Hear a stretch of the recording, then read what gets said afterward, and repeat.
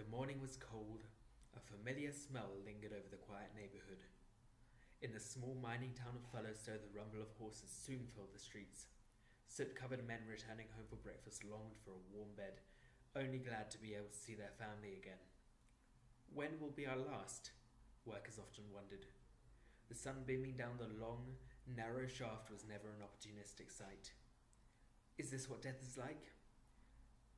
The noise and bustle of the early morning shift change shocked them back into reality. Out and alive.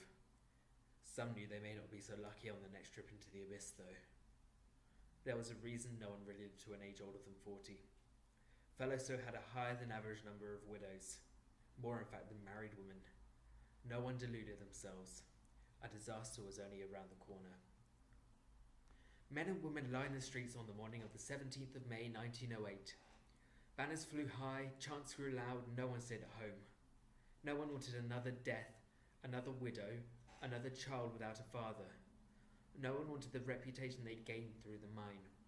No one wanted such high risk for such little pay.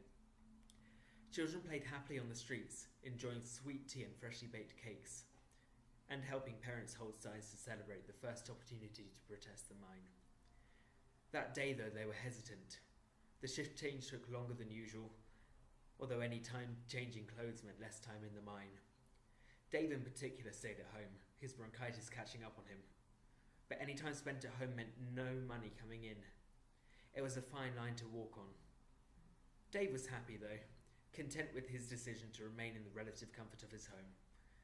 The little money he had saved up could keep his family going for a little while.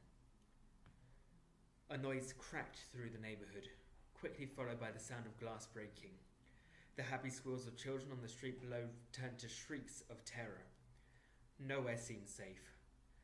The houses closest to the mine were no longer standing, and the rest of the town didn't fare much better. A communal deafness fell upon the sleepy town of Fellowstow. Communication ceased, panic rose. Dave fell out of bed and ran to the road below, hacking and coughing as any veteran miner would. A thick, billowing smoke replaced the once fresh morning haze. A lungful brought Dave to his knees. A voice emerged from the darkness. "We have to leave." It's gone. They can't be," Dave muttered through a burnt lung, being dragged through the streets to higher ground. He looked back at where the Eastern District used to be, the once home to many of his friends. It used to be. A solemn void of nothing but the foundation of houses now remained. From the western hill the destruction was clear. What used to be a mountain and an affluent mining town now lay in a state of disrepair. No rescue was even considered. The town was too far gone. Families split, and the reputation they wanted to lose gained as the worst mining disaster in history.